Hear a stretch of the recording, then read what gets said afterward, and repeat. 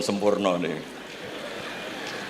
Oke, tengerso para keluarga besar Mbah Munawir, keluarga besar Mbah Makmum, sedanten mawon ingkang kula hormati.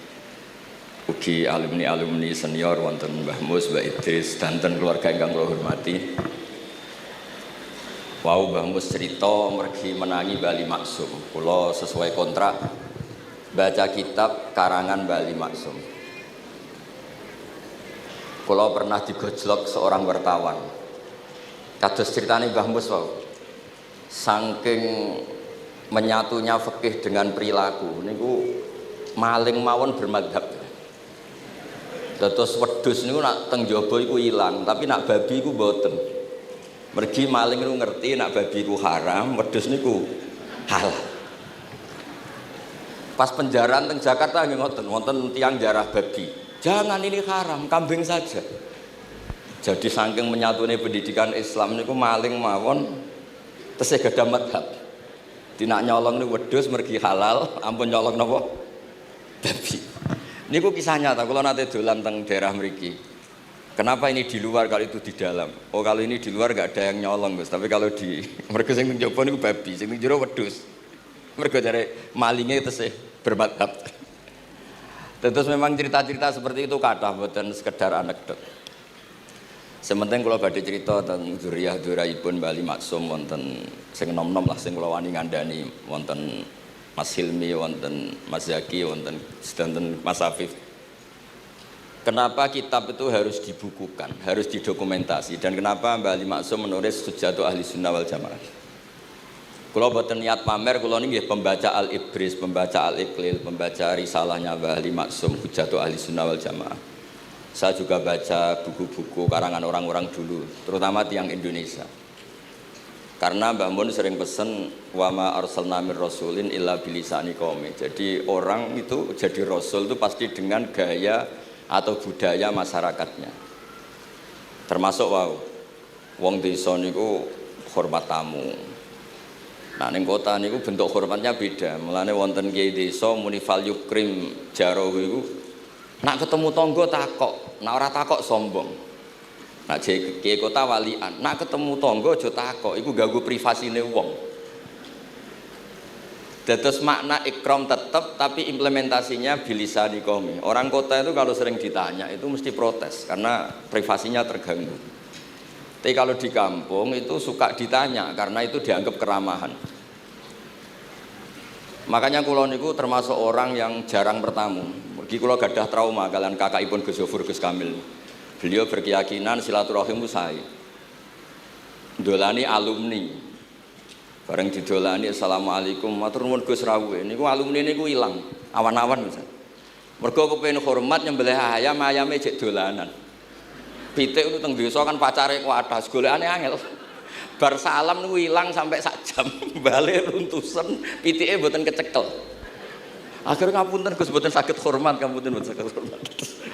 Itu bukti bahwa implementasi syariat Rasulullah itu juga harus dipikir. Ojo pepe seneng silaturahim, santri alumni melarat kerja teng pabrik jam 09.00 didolani. Akhirnya mikir, sitok kiaiku, sitok bosku. Nak hormat kiaiku diamuk bosku, nak hormat bosku gak hormat kiaiku. Hal-hal seperti ini kemudian melahirkan satu kearifan setiap kiai di era masing-masing. Terus kula mboten berargumentasi membela diri niku mboten, tapi memang bapak kula kesaksiane Mbah Mus, beliau teman bapak kula niku seneng silaturahim. Teriyen bapak sering dawuh teng kula. Sok kowe ya ora kaya aku. Mbah Mun sering dawuh teng kula, kowe ya aja kaya aku, wong beda zaman. Karena tadi dolan ning santri sing mboten enten, assalamualaikum terus ilang ngejar pitik awan-awan. Pitike nggih macam-macam kegiatane pitik. Intine mboten kecekel. Kemudian niki teng kanca-kanca teng adik-adik sing hafid sing hamalatil Quran. Kula pesen belajar niku nggih, belajar sisi belajar itu harus cari sisi ekstrimnya. Kula bolak-balik matur di berbagai kesempatan. Wow, kekhawatiran Mbah Mus kalau ada orang hanya kembali ke Quran itu memang bahaya sekali. Bayangkan kalau ada orang misalnya hanya mengharamkan al-jam'u bainal ukhtain, karena itu yang disebut Quran wa antasma'u bainal ukhtain. Jadi yang haram itu menikahi kakak dan adiknya, adik dan kakaknya sekaligus. Di situ tidak ada penjelasan perempuan dan budenya, perempuan dan mbahnya. Kemudian zaman Nabi Sugeng hanya ditambahi wala binal mar'ati wa ammatiha, wala binal mar'ati wa kholatiha. Dan tidak boleh menikahi perempuan pas buliknya atau budenya. Nabi sempat melarang. Karena kula sebagai lelaki niku jek masuk lah. Misalnya bojone jenengan umur 17 tahun, bulike umur selawe 17 jek mungkin masuk lah dalam definisi biologis itu masih masuk. Dan Nabi tidak pernah menambahkan wala binal mar'ati wa jaddatiha. Karena kalau istri kita umur 20, banyak mungkin umur 70. Itu kira-kira enggak usah dilarang ya ora kepikiran. Jadi orang kepikiran ya rada sableng. Nah, kemudian kalau hanya kembali ke Quran, nanti kita hanya mengharamkan al-jam'u bainal ukhtain karena itu yang disebut Al-Quran. Wa antasma'u bainal ukhtain. Lalu lahirlah pakar-pakar balaghah. Itu disebut min itlaqil ba'di wa iradatil kul, yang disebut ukhtain tapi maknanya bainal mar'ataini sing bainahuma ada mahram atau ada mahramiyah. Antasma'u al mar'ataini sing bainahuma mahramiyatun. Jadi barokahnya ngaji sama ulama itu kita tahu duduk perkaranya. Ini lafadz yang mewakili atau lafadz yang sebenarnya atau lafadz yang simbolis. Lafadz simbolis itu saking mangkelnya Allah. Itu kalau ada orang salah itu disebut wa ja'ala minhumul qiradata wal khanazira wa abadat tauhid. Jadi kalau misalnya dalam penelitian tidak pernah ada orang yang dirubah Allah menjadi kera, menjadi babi, itu kita masih bisa menganalisis. Itu saking ibaratun an ghadabillah. Atau diistilahkan balaghah, ini tasbih yang balik sehingga ada tuh tasbih dibuang. Jadi kalau orang Arab senang seseorang masih bilang Zaidun kal bakhri. Tapi kalau senang banget bilang Zaidun bakhrun. Kalau gantengnya belum ganteng banget masih dibilang Zaidun kal badri. Tapi kalau sudah ganteng banget kayak Rasulullah SAW disebut anta samsun anta badrun. Kaf tasbihnya dibuang dan itu ablaq lebih balik. Jadi PR kita sebagai ahli Quran ini adik-adik itu tidak selesai. Utamanya ya implementasi keseharian kita sebagai panutan lah, kalau boleh GR sebagai panutan. Kulo niku teng Narukan nggih tiyang jangkar kulo nggih kathah, karena ya saya ada pernah Pak D Pak Ale. Kulo nggih tiap hari nggih teng Tegal nggih, malam pun terencanakan ambek uzlah dadi kulo niki mun matur Gus Afif niki kontrak kulo pun bar kitabe Bali ben diwaca putu-putune kok enak ngongkon wong liya terus. Terus ngengken tiyang ngeten iki ya rodok masalah saja. Jadi kitab bae diwaca putune. Dulu itu biasa. Taqiyuddin As-Subki ngarang kitab disarai putrane. Dulu itu biasa. Imam Haromen ngarang kitab. Ya semuanya bapak ngarang disarai anaknya, anak ngarang disarai cucunya itu biasa dulu. Kalau sekarang enggak, mbahnya ngarang kula kan maca. Putune karek ngrungokno, nak cocok dilem, nak ora dikritik. Terus saya minta ya, tradisi kula niku mboten sombong. Di hallnya bapak itu saya tiap hallnya bapak mesti baca kitab. Mboten nate ngundang sinten-sinten. Perkara ini tiang NU niku ora usah diundang wis teko. Mboten wonten undangan sing teko mun kuwatah. Mbok saking senenge wong alim, mbok saking senenge bingung mboten ngerti sowe ora diundang teko. Ya akhirnya kula bingung ora hormat iku dosa. Hormat iku sing teko iku ninggal kewajiban ngurusi bojone timbang ngurusi bojo ribet nekani hall. Timbang mulang madrasah kuncai beling-beling bisa roi sithik nekani hall. Terus kadang-kadang tiang lunga niku nggih pelarian mboten mesti hormat. Niku penelitian niku sampean cek. Terus niki kula cerita pentingnya belajar Quran. Kemudian tradisi kita termasuk tradisi Bali Mbah Munawir. Kula tahu banyak lah tentang cerita Mbah Munawir karena nggih bapak saya itu hafal Quran, mbah saya hafal Quran dan diantara sanadnya pasti lewat Mbah Munawir. Quran di Indonesia itu kalau nggak lewat Mbah Munawir diantaranya lewat Kiai Said Sampang.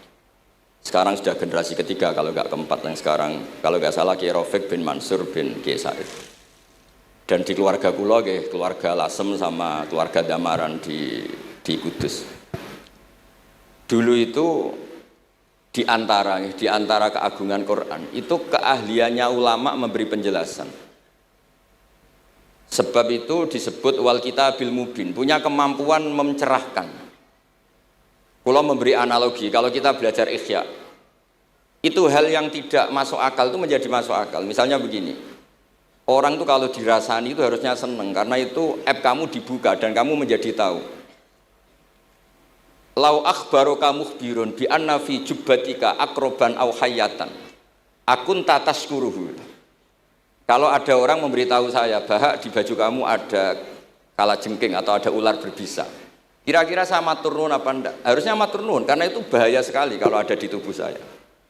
Harusnya ketika orang itu dikritik dengan kesalahan yang nyata, bukan fitnah, kesalahan yang nyata. Kesalahan Anda itu lebih mudirrah fi dunyaka wa akhiratik. Kesalahan Anda itu bahaya sekali di dunia dan akhirat. Sekarang kamu menjadi tahu karena dikasih tahu. Harusnya matur nuwun sama yang ngasih tahu. Kama anna huzati lau akhbaraka mukhbirun fi anna fi jubbatika hayatan akroban akun tataskuru. Pasti kita terima kasih. Tapi kita sebagai hafid Quran kalau disuruh belajar fikih, wong aku mondok kon ngapal lo kok belajar fikih. Kadang-kadang malah saking kaconya itu, aku wong Quran, iku wong kitab. Memangnya kitab jubuk konti nak boten nggih Quran. Jadi masalah-masalah yang saya sering dikelui beberapa kiai termasuk Gus Kafabi Lirboyo pernah cerita, saking nggak pernah ngajinya, ada orang takut mutah karena hamil pas sholat ngunyah permen. Nggak tahu kalau itu membatalkan apa? Sholat. Jadi banyak cerita-cerita nyun sewu tanpa ingin tangkis merendahkan hafidh-hafidhah kita, hamalatul Quran, hamilat ini ada masalah fiqhiyah keseharian. Kalau dulu itu udah ada. Kunna nata'allamul Quran, kunna utinal iman qoblal Quran. Kita ini dikasih iman dulu baru dikasih Quran sehingga iman kita mantep. Baru belajar Quran, fana ta'allamuha asra ayat. Dulu kalau istilahkan Quran memang pakai dhamir muannas karena artinya ayat. Terus dan kita tidak beralih hatta nata'allama halalaha wa haramaha. Dan kita tidak beralih sebelum tahu halalnya mana, haramnya mana. Ini penting karena ada hal-hal yang sifatnya itu fatal kalau tidak ngerti. Misalnya tafsir, itu ada ayat wa min thamaratin nakhili wal a'nabi tattakhiduna minhu sakaron. Ketika khomer belum diharamkan, itu masih Allah imtinan. Imtinan itu menyebut nikmat. Di antara nikmat itu disebut tattakhiduna minhu sakaron. Kamu itu kalau punya buah anggur bisa agak-agak ngefly dan itu bisa melupakan problem Anda. Kemudian ketika perang, itu orang Islam itu sadar, yang orang kafir itu agak sakau, agak sakaron. Kalah dia pede, yang orang Islam nggak pede karena sadar. Akhirnya masih ada jawaban kul fi ma itsmun kabir wa manafi'u linnas, termasuk terus kendel. Akhirnya ya sama-sama agak ngefly, sebagian ya tidak semuanya. Sehingga haramnya khomer itu sampai 3 kali periode. Nah, pernah haram hanya kalau mendekati sholat, la taqrabus sholat wa antum sukaro. Tapi kalau mau sholat duhur ya nyakonya itu jam 7. Jangan setengah 12 nanti masih kuliah ayyuhal kafirun a'budu ma ta'budun wa antum abiduna ma. Karena peristiwa itu baru terakhir diharamkan tanpa catatan. Nah hal-hal seperti ini misalnya saya ini Mbah Mus sering ngendikan, Pak Kures juga sering ngendikan, saya tidak percaya terjemah, kata Mbah Mus. Ya karena kalau terjemah itu berdiri sendiri, ada ayatun mansukhoh atau ahkamun sing mansukhoh atau hukmun sing mansuh. Kebetulan anak ini belajar yang mansuh, dia tidak ngerti nasihnya, yaitu terus dipegang, katanya memegang Al-Quran. Padahal hukum itu sudah diganti sama Allah Ta'ala, disebut nasah mansuh. Sehingga dulu kalau Sayyidina Ali ngecek beberapa masjid, ada guru atau ustadz, kamu pengajar Quran iya, apakah kamu ngerti nasah mansuh? Enggak. Jawabnya Sayyidina Ali, halakta wa ahlakta, kamu sendiri rusak dan kamu merusak orang lain. Nah ketika di Kerapia itu ada Mbah Ali Maksum, Mbah Maimun tuh sering cerita ke saya, dhisik iku hak Mbah Munawir saking kepingine santri Quran yang ngaji kitab. Iku kalau ada santri Lirboyo atau santri mana mulang muin itu Mbah Munawir ikut sebagai percontohan ben santri-santri itu seneng ngaji fikih. Terus kata Mbah Mun, saking kesemseme Mbah Munawir iku ambek wong alim, delalah besanan wong alim. Dulu Mbah Zaini pernah angsal keluarga Lirboyo, sehingga beliau punya dzurriyyah teng Lirboyo. Terus besanan kalian Mbah Maksum, Nyai Hasyimang Salbali Maksum, sehingga terus di Krapyak itu banyak orang-orang alim. Tapi terus Mbah Mun cerita kabeh ono regane, Bali Maksum terus populer sebagai alim alamah, sehingga yang ke Krapyak itu ya ora pati niat tahfidz, niate ngaji kitab. Singkat cerita di era itu ada Ki Abdul Qadir, tapi pondok Krapyak Bali Maksum terlalu populer sehingga terkenal ngaji sorof Bandungan. Sehingga dulu di Indonesia itu ada sorofnya Mbah Ali Maksum, ada sorofnya Mbah Maksum Ali Kuaron itu. Nah yang sorofnya Mbah Ali Maksum ya fa'ala yaf'ulu uf'ul. Kalau sorof di Mbah Maksum Kuaron fa'ala yaf'ulu fi'lan. Yang satu ngikuti fi'il itu ya harus jejer fi'il, yang satu ngikuti jurumiyah. Kalau yang dikatakan master itu sing yaji'u salisan, yang datang ketiga dalam tasrifnya fi'il. Sebab itu terus tradisi sorof tadi yang dalam apa itu latihan munakosah tadi diteskan anak-anak. Itu memang penting karena kalau kita nanti belajar sab'ah, sorof itu segala-galanya. Misalnya qiraatu Nafi' itu bacanya fala yuhzinka qauluhum. Karena beliau berkesimpulan kalau khazana yahzunu husnan itu susah, bukan menyusahkan. Yang makna menyusahkan itu af'ala yuf'ilu ifalan, sehingga qiraat sab'ah ya antara fala yuhzinka qauluhum sama fala yuhzinka qauluhum. Tapi Imam Asim cara berpikir secara riwayat tentu qiraah itu sunnatun muttaba'ah. Banyak lafadz yang sudah seperti itu sudah mutaaddi, kayak qatala yaqtulu qatlan itu qatalahu bukan aktalahu. Sehingga beliau menganggap khazana yahzunu sudah mutaaddi binafsih, jadi enggak perlu dibaca fala yuhzinka qauluhum, cukup dibaca fala yahzunka qauluhum. Dan saya berkali-kali matur tentang teman-teman yang mengkaji Quran, kafa ayak fu'ukuf'an itu bacaannya Imam Nafi', karena memang yang maknanya mukafa'ah itu mah muslam. Tapi orang Quraisy itu enggak suka hamzah, sehingga ditakhfif menjadi kafa ayak fa'ukufuan, meskipun mereka tahu kalau itu mah muslam. Nah Imam Asim di beberapa bentuk fi'il itu masih memahmuskan, misalnya Allahu yastahzi'u bihim, di isim fa'il juga mustahzi'un. Tapi kalau masdar beliau bacanya huzuan, kufuan. Padahal di fi'ilnya bukan nabiun, tapi nabi ibadi anni anal ghafurur rahim. Tapi di nabiun jadi nabiun, harusnya akan nabiun. Fa innan nabiyya man naba'anillah. Yang dikatakan nabi itu orang yang menceritakan ketentuan Allah. Harusnya nabiun. Sehingga qiraatu Nafi' ya tetap wan nabiin, ya ayyuhan nabiu. Nah, berkahnya Mbah Munawir orang terus menjadi tahu qiraat sab'ah. Dan berkahnya Mbah Ali kemudian orang tahu duduk perkaranya. Kalau nabiun dari nabiun bimakna man akhbaro anillah. Dan terus berkahnya wow, kalau saya boleh GR berkah Gus Ghaffur kula berkah ngeten-ngeten iki duka Kiai Peres napa Kiai Media mboten roh. Berkah ini terus kula ngomong terus. Saya tidak khawatir salah, bukan karena saya maksum ndak. Wong Islam pun pinter. Nak bener minallah, nak salah kok Gus Bah. Jadi kula niku madlum. Jadi penak wong Islam niku penak. Kula niku sering tahajud nak ndonga ya Allah, kula niku pede mawon nerangno Quran. Mergo tiyang Islam pun sae. Nak bener jare jenengan, nak salah kula. Lah nak kula sing salah nggih sederhana mawon. Kula abdun, kula kawula, kula nak ndonga nggih Rabbana dzalamna anfusana. Sebelum disalahkan orang juga saya sudah merasa salah. Wa akharuna atarafu bi dzunubihim khalatu amalan shalihah wa akharuna wa sayya. Mulane kula suwun kangkang mbak-mbak sing khatam Quran pede mawon bahwa yang anda lakukan menghafal Quran itu sudah benar meskipun anda tidak sempurna, misalnya anda tidak faham, anda tidak bisa melakukan khifdhu kalil Quran huwa al khifdullah. Kamu menghafalkan Quran itu sudah menjaga lafaz-lafaz Quran sehingga lafaz Quran tetap mutawatir, lafaz Quran tetap ma'ruf, tetap masyhur, sehingga ketika ada yang memasukkan Quran konangan. Tapi kalau yang hafid sedikit lam yablugh adadat tawatur, takutnya kalau ada yang menyalah, ada yang apa itu tidak diketahui. Ini barokahnya hamalatul Quran sing aksar wa aksar itu kita terjaga. Nah itu yang dimaksud Mbah Mus, Quran itu harus jadi budaya. Ning desa itu wong ra salat lah, dengar ada warung ayamnya tiren nggak disembelih itu tidak mau makan, haram. Padahal dia ini ra salat itu lebih dari haram. Tapi tetap nggak mau makan ayam tiren. Nggak sholat disuruh makan babi ya nggak mau, haram. Sampai tadi yang nyolong saja milih wedus bukan melkeng babi, karena babi itu haram. Jadi saya pernah digojlok sama wartawan, Pak Bahak, wah fikih Indonesia itu hebat, sampai maling saja masih pakai fikih itu. Jadi kalau nyolong itu milih yang halal bukan yang haram.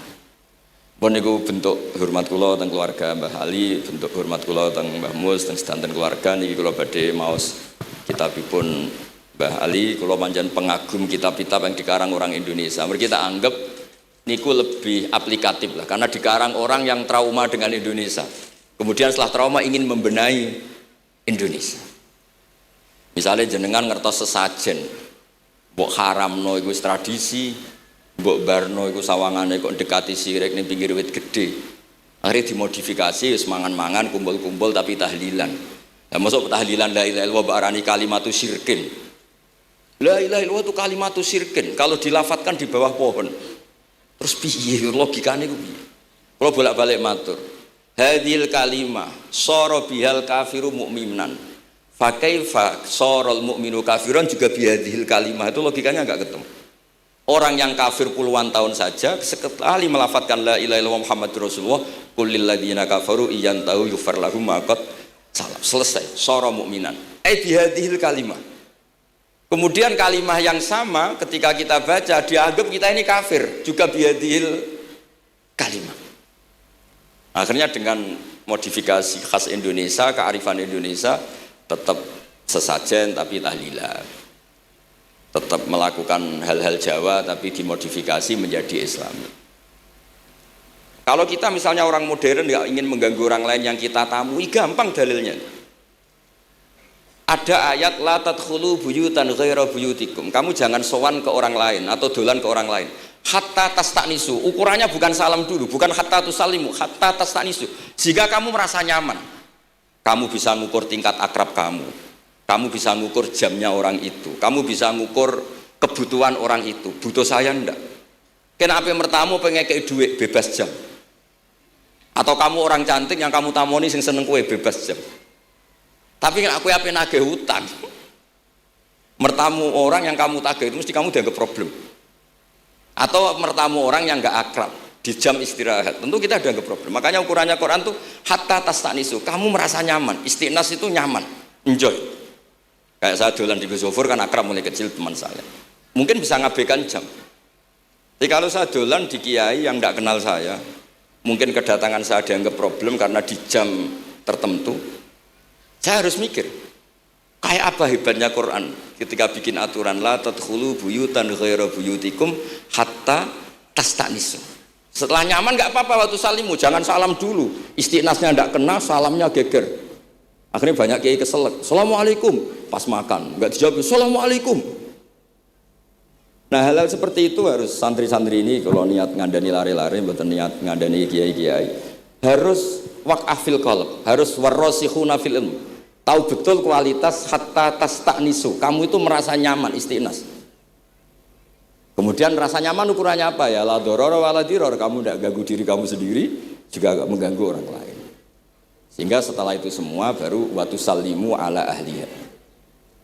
Nah andai kan kita, ya tadi dawe Mbah Mus, kita semua sudah seperti itu. Kalau bertamu di orang ya kita ngukur tingkat akrab kita, tingkat dibutuhnya kita. Sehingga di tradisi NU itu ya dolan kiai pendak diundang karena itu pasti diinginkan. Wong kula nate diceritani pernah misanani Mbah Mun. Kula nate Gus ditiliki Mbah Mun mboten seneng. Kena apa? Beliau pas khutbah Mbah Mun rawuh delalah Mbah Mun jarak salat ning saf awal. Bar niku tiyange meruntus meriang. Karena khotib tuh harus naik ke mimbar kudu ngandani takwa usikum wa nafsi bitakwa. Teng isore niku Mbah Mun. Walhasil terus loro terus wan yai. Mbah, nak dolan nggih dikira-kira, ampun pas Jumatan. Semenjak niku Mbah Mun Basahal niku nak Jumatan teng mburi. Basahal niku kalau Jumatan itu sudah komat gelar. Beliau keluar dari mobil serenane itu, miyos terus sholat terus kundur. Kalau dulu janggal, iki wong alim alama nak sholat kok guri. Ternyata itu nggak ingin jadi problem bagi khotib. Jenengan iso bayangno khutbah teng ngarepe Mbah Mus, terus kula munggah ngeten nyekel tongkat, usikum wa nafsi fi taqwa. Terus apa ya? Akhirnya terus kula niku kan jare wong akeh, mbotenan Bu. Jare wong akeh rada iso ngaji. Kula nak Jumatan niku guri gara-gara diceritani niku. Ternyata khotibnya cerita kula, matur nuwun Gus, pokoke nek pas Jumatan aja ketok. Dianggap musibah, kedatangan kula dianggap musibah. Nah, hal seperti itu ya ukurannya gampang, kata napa? Tastanis. Pun niki kula maos terakhir niki Pak Don niki Gus Ilmi, Gus niku sing Gus Hafiz pokoke sing waris-waris niki. Niki cerita kemarahanipun Mbah Ali Maksum ngadepi firqah-firqah kelompok-kelompok sing mboten jelas nih. Oleh ngendikan niku kula masih ingat karena saya khatam kitab ini itu 2 kali. Nggih khatam tenan maksudnya kula sinaoni terus padanan dalil yang beliau sebut tak cari sampai ketemu bener-bener kula cari ya saya ulang lagi dalil padannya kula cari terus emosi-emosi beliau juga tak tulis karena beliau di antara yang diceritakan itu sampai ngendikan wahal bi jununun kata beliau apa saya ini sudah gila ketika saya fatwa misalnya orang nggak boleh ziarah Rasulullah Shallallahu Alaihi Wasallam itu artinya menghalangi orang ketemu nabinya. Makanya bener Mbah Mus tadi ada orang tuh debat wiridan itu sunat atau ora dalile piye terus ada orang yang provokasi gini kamu dikatakan bid'ah setelah sholat gak wiridan kowe iku ben ora nyebut Allah terus kepikiran matur kula wis Agus bar sholat itu pokoknya aku wiridan cek bid'ah cek ora wong kok ora oleh eling Allah wis gak usah dalil-dalilan. Tadi pertama diprovokasi wiridan model ngono iku ora ono sanate, ora ono hadise. Singkat cerita seorang ini meninggalkan wiridan. Terus ketemu orang NU yang kebetulan rapati iso ngaji tapi pinter logika. Kowe ora tau wiridan saiki nek bar salat, ora tau, enggak ada hadisnya gini-gini. Kowe iku dibodoni, ben kowe iku ora tau nyebut Allah, ora eling Allah.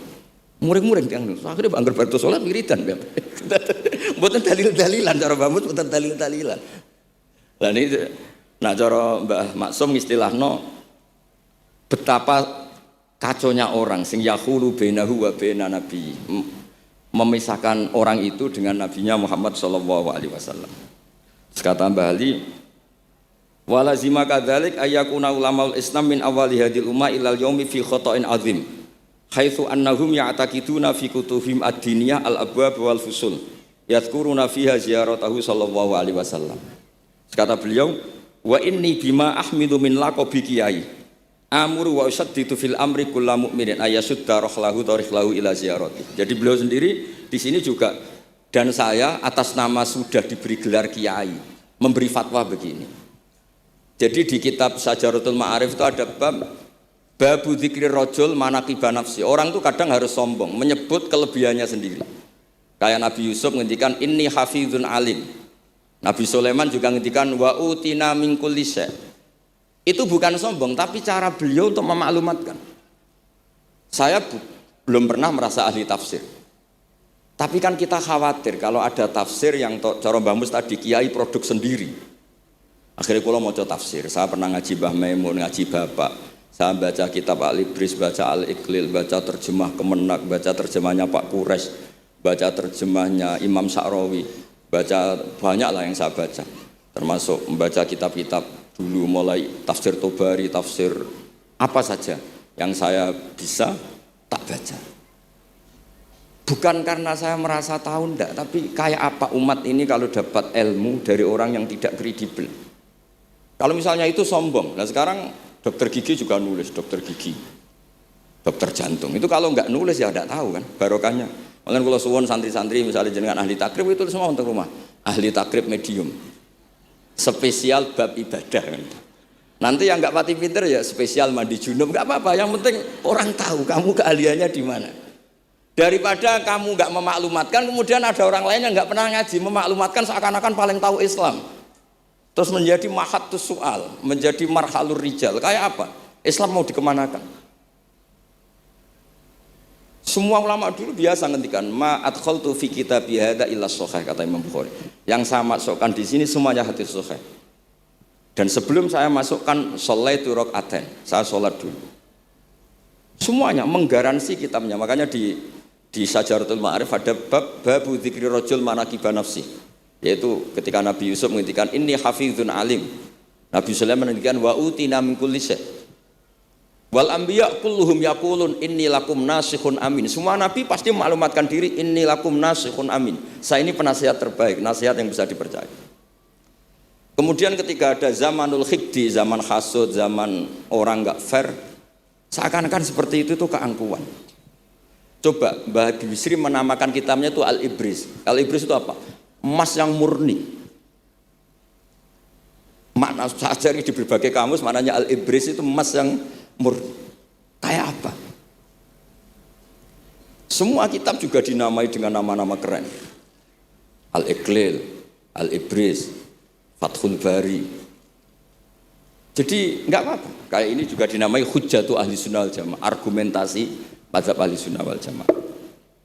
Kalau teruskan sampai beliau ngendikan wahal bi jununun hatta usdira amri lil mu'minin Allah yazuru rasulahum wa waliya ni'matim alladzi lahu fi unuqi kulli mu'minin minna. Masa saya ini menjadi gila karena menfatwakan orang Islam tuh enggak perlu ziarah ke Rasulullah sallallahu alaihi wasallam. Terus kata beliau, la yadri ma yaf'al annahu yaqulu baina ibadillah wa baina rahmatillah. Fa innahu sallallahu alaihi wasallam rahmatullah lil alamin. Fal ya'rif dzalik ulaikal maniun liya'lamu fi ayyi mauqifin hum. Terus Mbah Ali itu juga yang katanya seneng guyon, kula mboten menangi Mbah Ali tapi nate pirsa nate ngertos pas beliau rawuh di mbah saya di Pernambah kula teng kene Al Wahdah teng Lasem. Di kula kecil tuh menangi Mbah Ali, menangi Mbah Hamid. Karena Mbah Hamid itu masih sepupu mbah saya. Semua yang di sini juga masih keluarga saya, sama-sama Bani Abdul Aziz. Itu yang katanya Bali seneng guyon tadi di bab-bab seperti ini ngendikan wahal bijunun. Apa saya ini sudah gila melarang orang bertemu nabinya. Kemudian mereka berdalih takut menuhankan nabi itu tidak akan terjadi. Kata kitab Ithaf, hadil ummah maksumah. Umat ini akan dijaga Allah, tidak akan menuhankan Rasulullah SAW kayak kaum Nasrani menuhankan Isa. Kata kitab Ithaf, bibarokati sighotis sholawat, dengan barokahnya sighat sholawat. Beliau ngendikan, wan nabiyyu sallallahu alaihi wasallam wa in jalla qadru muhtajun ila rahmatihi ta'ala. Sighat sholawat itu kan unik. Allahumma, Allah itu Tuhan, sholli ala sayyidina Muhammad. Hadan nabiyyu wa in jalla qadru muhtajun ila rahmatihi ta'ala. Jadi kita mengekspresikan mahabbah bahwa Nabi itu ahabbul khalqi ilallah. Di saat yang sama kita tetap bilang Allah yang Tuhan, tolong selalu beri sholawat dan rahmat ke Rasulullah. Berarti duduk perkaranya tetap Allah sebagai Jalla Jalaluh, Nabi apapun mulianya abduhu wa rasuluh.